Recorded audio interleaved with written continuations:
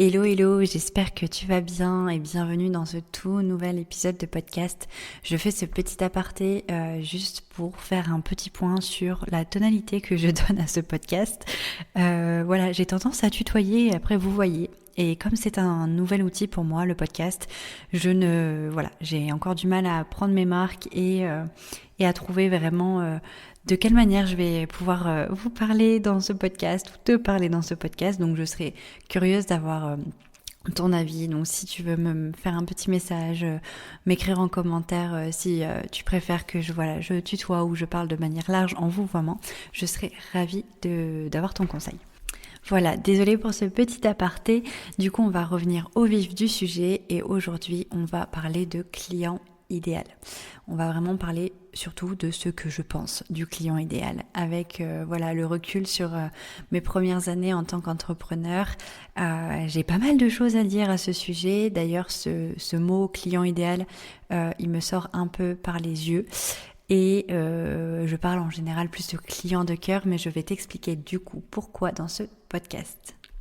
Donc on parlera de pourquoi et comment j'ai décidé de ne pas m'enfermer dans des cases en mettant trop d'étiquettes sur mon client idéal. On va parler de sensibilité et on va parler, comme d'habitude, d'intuition. Hâte de pouvoir te partager tout mon retour. À tout de suite. Bienvenue dans mon podcast Intuition créative. Je suis Anne-Laure, graphiste intuitive, fondatrice de Studio Eucalyptus. J'accompagne les entrepreneurs dans leur communication alignée en créant leur identité de marque, leur site web et leur direction artistique. L'intuition, l'écoute de soi, la créativité et l'éveil font partie de mon quotidien.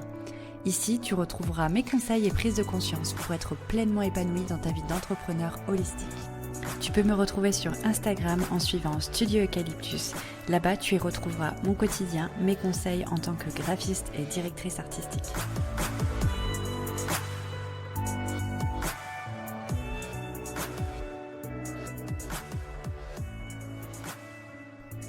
Allez, c'est parti, je vais parler de ce fameux sujet du client idéal. Je sais qu'il y a des choses qui vont un peu chiffonner certaines personnes qui sont dans le marketing digital, mais voilà, je pense qu'on est de plus en plus nombreux à essayer de revoir différemment un peu cette notion de client idéal pour ne pas s'enfermer dans trop de cases. Et du coup, voilà, je voulais te partager mon expérience et parler à cœur ouvert de ce que j'ai vécu, de les pourquoi je suis pour et les pourquoi je suis contre mettre trop d'étiquettes sur notre fameux client idéal. Alors avant de commencer du coup, je souhaite te lire la définition qu'on trouve typiquement sur Google quand on tape définition client idéal. Alors, je cite Google, le client idéal est aussi appelé persona. C'est généralement un client fictif qui illustre parfaitement le profil type des clients qui composent votre cible. Voilà, vous avez 4 heures. Non, clairement, un client idéal, voilà, c'est vraiment ce qu'on va définir quand on lance une offre, quand on lance son entreprise et on vient lui mettre beaucoup d'étiquettes.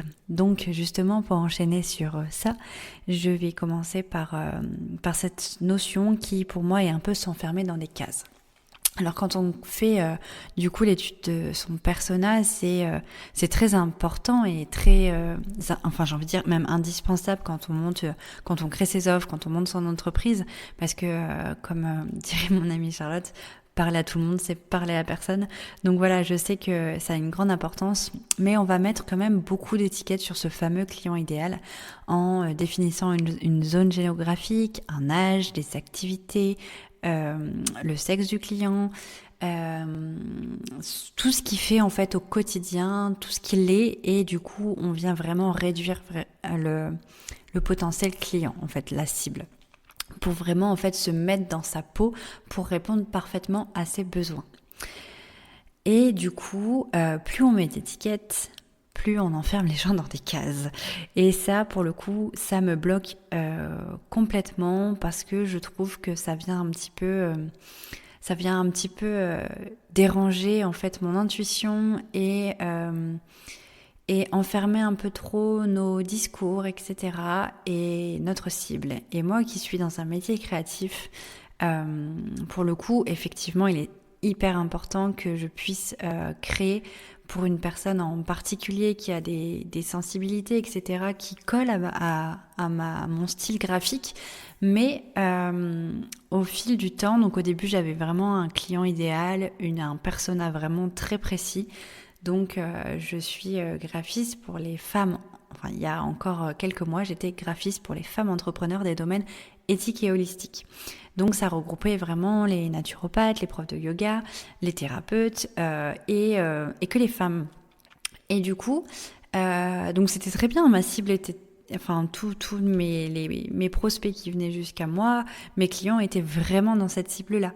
Mais par contre, du coup, avec le temps, je me suis sentie un petit peu frustrée et frustrée aussi à la place des personnes qui pouvaient me trouver sur les réseaux sociaux parce que en fait si la personne aimait mon style graphique, etc., elle n'allait pas forcément me contacter alors qu'on peut avoir des sensibilités vraiment communes.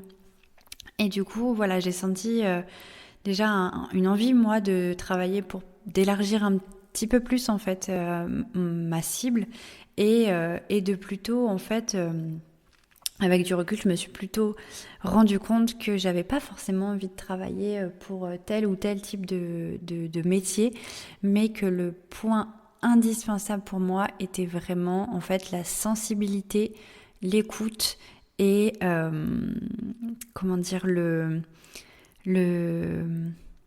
lien en fait et le dialogue que je pouvais avoir avec cette personne. Et du coup, voilà, en réfléchissant à ça, je me suis rendu compte que maintenant j'ai aussi envie de travailler avec les hommes, j'ai aussi envie de travailler avec les fleuristes qui sont dans l'éthique et qui font qui ont un respect de la terre qui pour moi est hyper important. Et ces personnes-là, pour moi, je peux et j'ai envie pleinement de travailler avec eux. Et pourtant, ça faisait pas partie de mon client idéal, mais ça fait partie de mon client de cœur, en fait, quand je me reconnais plutôt à mes sensibilités et à mes ressources créatives, on va dire, parce que voilà, si tu me suis, tu sais que je suis très inspirée par la nature et ça va de soi, du coup, qu'il y a d'autres métiers qui peuvent coller complètement avec mon style graphique.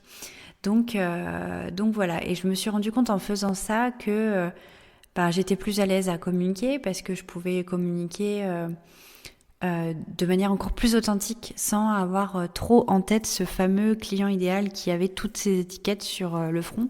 Et là, au final, j'ai des clients de cœur et plusieurs. Et alors, je sais que ça peut vraiment perturber ceux qui sont dans le marketing digital et qui ont l'habitude vraiment de travailler avec des personas. Mais voilà, avec l'expérience, je me suis rendu compte que pour moi, ça fonctionnait plus en tout cas et que j'avais envie de vraiment d'élargir et d'aller vers l'appel du cœur. Donc c'est vraiment comme ça que j'imagine en fait, du coup de manière un peu différente, mon client idéal. Et plutôt que de lui mettre des étiquettes d'expérience, d'âge, de géographie, etc., je vais plutôt lui mettre des étiquettes de sensibilité.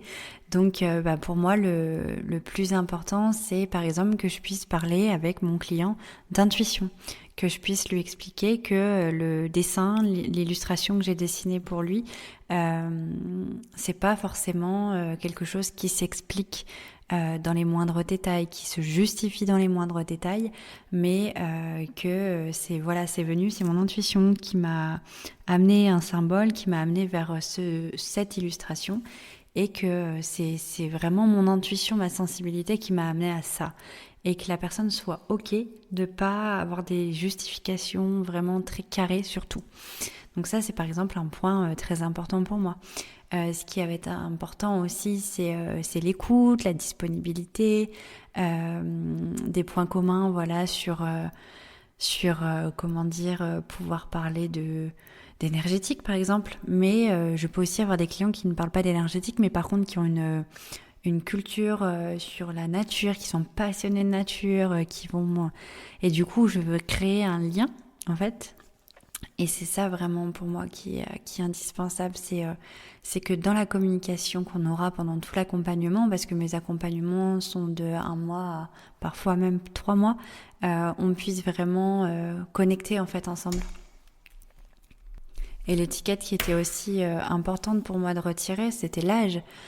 Aujourd'hui, on est énormément à être en reconversion professionnelle. Et du coup, j'ai devant moi des clients qui ont tout âge différent, jusqu'à 30 ans de différence entre un client et l'autre, parce que j'ai des clients qui viennent de se lancer, qui sortent d'études, et j'ai des clients, ça fait des années et des années, qui font un métier et qui aujourd'hui révolutionnent leur vie et correspondent clairement aux personnes avec qui j'ai envie de travailler. Donc voilà, c'est laisser tomber un petit peu tous ces codes et se laisser appeler aussi un petit peu par l'intuition. Alors bien sûr que ma communication, tu vas me dire bah oui mais ma communication elle est quand même bien dirigée vers tous les domaines holistiques, etc. Alors oui clairement il faut diriger vers sa communication vers un client de cœur, il faut ne pas parler à tout le monde, il faut se mettre en tête quand même les personnes avec qui on a envie de travailler. Sinon, on partirait dans tous les sens et on saurait même plus quel sujet aborder sur nos réseaux sociaux, sur notre site, etc. Mais se laisser le droit d'être appelé par d'autres clients et laisser des portes ouvertes. Donc cibler dans la communication, sur notre site, etc. Mais laisser un peu plus ouvert à d'autres personnes pour qu'ils puissent sentir qu'ils ont la possibilité de me contacter, même s'ils ne font pas partie des thérapeutes, etc. Donc ça, c'est vraiment quelque chose qui est important pour moi et qui reparle, qui ramène le sujet de l'intuition. Et ça, c'est un point, un des derniers points vraiment que j'avais envie d'aborder aujourd'hui dans ce podcast. C'est en fait, j'ai aussi pris conscience que c'est pas parce qu'il a les critères de mon client de cœur, client idéal, qu'il faut que je travaille avec. Et inversement, c'est pas parce qu'il n'a pas les critères habituels de mon client de cœur qu'il ne faut pas que je travaille avec. C'est en développant mon intuition, et j'ai fait un podcast à ce sujet la semaine dernière. C'est en développant mon intuition que je me suis rendu compte que parfois j'ai typiquement client même au-delà du client de cœur, le client idéal que j'aurais pu m'imaginer il y a encore quelques mois quand je parlais de client idéal, qui me contacte. Et je sens mon intuition qui me dit non, n'y va pas, y a un truc qui me gêne, etc. Si j'avais pas pris du recul sur le client idéal, je serais foncée un peu tête baissée en me disant ah oui non mais c'est clairement mon client idéal donc ça va forcément fonctionner, allez on y va. Maintenant mon intuition je l'écoute avant. Je l'écoute bien avant l'aspect financier, l'aspect marketing, etc. Parce que il y a certains clients qui étaient mes clients idéaux, etc. avec qui ça n'a pas forcément fonctionné, voire pas du tout, parce que justement, il y avait un truc qui collait pas. Parce que oui, cette personne faisait tel métier, cette personne était dans telle tranche d'âge, etc. Mais notre sensibilité, nos valeurs, nos fondamentaux de vie et d'entreprise n'étaient tellement pas compatibles que ça fonctionnait pas. Et ça aussi, ça m'a mis une claque d'ailleurs au niveau du client idéal. Et à côté de ça, j'ai certains clients qui ne sont pas des domaines spirituels, holistiques, etc. mais avec qui ça fonctionne pleinement. Et j'ai des personnes qui me contactent et qui ont des métiers mais qui m'appellent et que parfois je ne connais même pas le métier, ou j'aurais jamais imaginé que cette personne, ce type de métier puisse me contacter, mais je sens dans l'échange, je sens dans les premiers mots, je sens dans l'appel découverte, je sens dans vraiment l'intuition que je vais pouvoir créer librement et que je vais pouvoir vraiment répondre aux besoins aussi de cette personne, même si elle fait pas du tout partie de ma cible de base. Et ça, aujourd'hui, c'est ma priorité.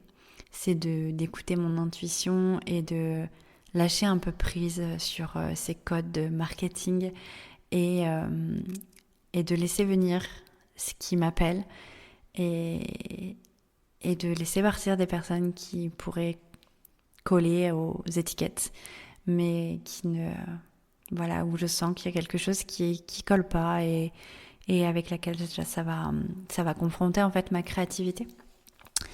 Donc voilà, je pense avoir fait le tour au sujet de ce que je pense du client idéal. J'ai essayé d'être assez rapide. J'espère que ça t'aura parlé, que peut-être que du coup ça t'aidera et que ça te libérera de certains poids, on va dire, dans ta communication. Alors je vais juste réinsister sur le fait qu'il ne faut pas non plus parler à tout le monde. Mais voilà, on peut vraiment classer, on peut réduire cette clientèle en affinant un petit peu avec qui on a envie de travailler, mais ne pas se mettre trop de pression avec ça et laisser vraiment notre sensibilité, notre cœur accueillir plus largement. Mais voilà, il faut quand même penser à ne pas parler à tout le monde. Je le dis parce que c'est quand même important. Je ne voudrais pas donner de mauvais conseils et que tu te mettes à vouloir parler à tout le monde parce que ça serait pas ça marcherait pas dans ta communication. Donc voilà, mais voilà, se laisser guider et revenir aux sensations plutôt qu'aux étiquettes géographiques. C'est l'essentiel, je pense, de ce podcast. C'est ce qu'il fallait retenir. Merci beaucoup d'avoir écouté cet épisode, j'espère qu'il t'aura plu. En tout cas, si c'est le cas, n'hésite pas à t'abonner à mon podcast, noter, partager et commenter cet épisode. Et si tu souhaites retrouver plus de conseils au quotidien et suivre mon aventure, n'hésite pas à me suivre sur Instagram au nom de Studio Eucalyptus.